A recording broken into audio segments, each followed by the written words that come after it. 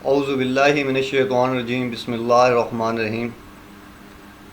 السلام علیکم میرے مسلمان بھائیوں، آج ہم بات کریں گے دعا کے وقت بارگاہ خدا بندی میں رسول اللہ صلی اللہ علیہ وسلم کا وسیلہ۔ حضور اقدس صلی اللہ علیہ وسلم کو بارگاہ الہی میں وسیلہ بنا کر دعا مانگنا جائز بلکہ مستحب ہے۔ اس توسل و استخاصہ و تشفیع وغیرہ مختلف الفاظ سے تعبیر کیا جاتا ہے۔ حضور اقدس صلی اللہ علیہ وسلم کو خدا کے دربار میں وسیلہ بنا کر یہ حضرات الانبیاء مرسلین کی سنت اور سلف صالحین کا مقدس طریقہ ہے، اور یہ توسل حضور صلی اللہ علیہ وسلم کی ولادت شریفہ سے پہلے اور آپ کی ظاہری حیات میں اور آپ کی وفات اقدس کے بعد تینوں حالتوں میں ثابت ہے۔ چنانچہ ہم یہاں تینوں حالتوں میں سے آپ سے توسل کی چند مثالیں نہایت اختصار کے طور پر ذکر کرتے ہیں۔ سب سے پہلے ولادت سے قبل توسل۔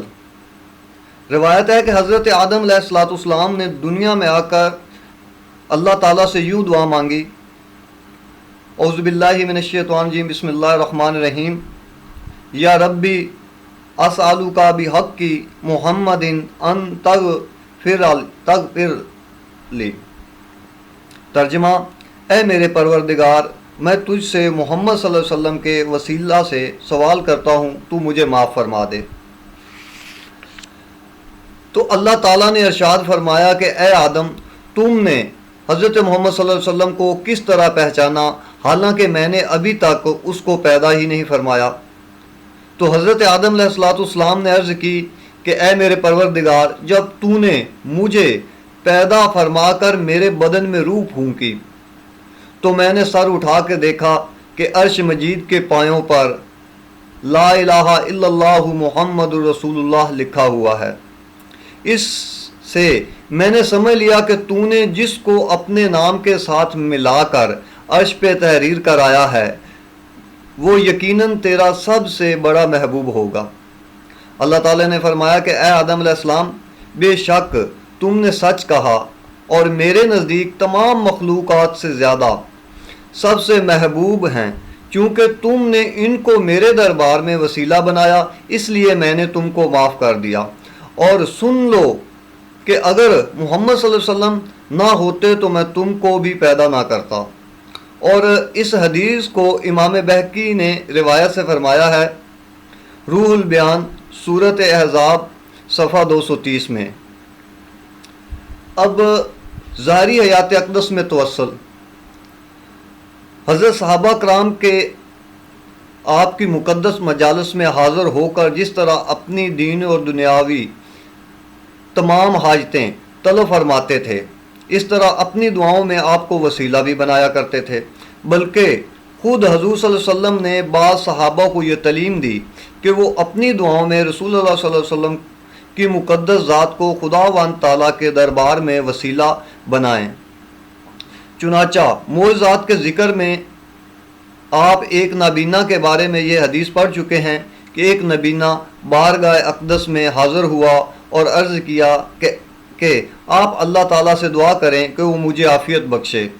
آپ صلی اللہ علیہ وسلم نے فرمایا کہ اگر تو چاہے تو میں دعا کر دیتا ہوں، لیکن تو صبر کر، صبر تیرے حق میں اچھا ہے۔ جب اس نے دعا کے لیے اصرار کیا تو آپ صلی اللہ علیہ وسلم نے حکم دیا کہ تم اچھی طرح وضو کر کے یوں دعا مانگو، اعوذ باللہ من الشیطان الرجیم، بسم اللہ الرحمن الرحیم، اللہم انی اسألک واتوجہ علیک نبیک محمد نبی الرحمت، یا محمد انی توجہت بک الی ربی فی حاجتی ہذہ لی تقضی الی اللہم فشفعہ فیہا۔ ترجمہ: یا اللہ، میں تیری بارگاہ میں سوال کرتا ہوں اور تیرے نبی رحمت کا وسیلہ پیش کرتا ہوں۔ یا محمد صلی اللہ علیہ وسلم، میں نے اپنے پروردگار کی بارگاہ میں آپ کا وسیلہ پیش کیا اپنی اس ضرورت میں تاکہ وہ پوری ہو جائے۔ یا اللہ، تو میرے حق میں حضور کی شفاعت کو قبول فرما۔ اس حدیث کو ترمذی اور نسائی نے روایت کیا ہے، اور ترمذی نے فرمایا ہے کہ ھذا حدیث حسنہ صحیح غریب، اور امام بہقی طبرانی نے بھی اس حدیث کو صحیح کہا ہے، مگر امام بہقی نے اتنا اور کہا ہے کہ اس نبینا نے ایسا کیا اور اس کی آنکھیں اچھی ہو گئیں۔ وفاء الوفا جلد نمبر 2 صفحہ نمبر 430 پہ یہ روایت موجود ہے۔ دعائے نبوی میں وسیلہ خود نبی کریم صلی اللہ علیہ وسلم نے وسیلہ پیش کیا۔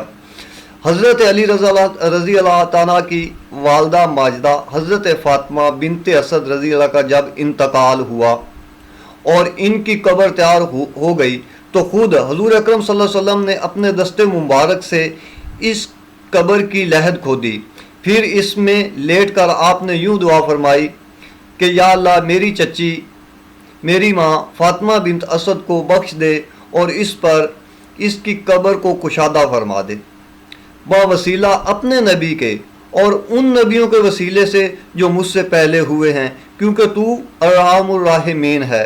وفاء الوفا جلد نمبر 2 صفحہ نمبر 99 پہ یہ روایت موجود ہے۔ جب حضور اکرم صلی اللہ علیہ وسلم بچپن میں ابو طالب کی کفالت میں تھے تو حضور صلی اللہ علیہ وسلم کی یہ چچی یعنی ابو طالب کی بیوی فاطمہ بنت اسد آپ کا بڑا خیال رکھتی تھیں۔ یہ اسی احسان کا بدلہ تھا۔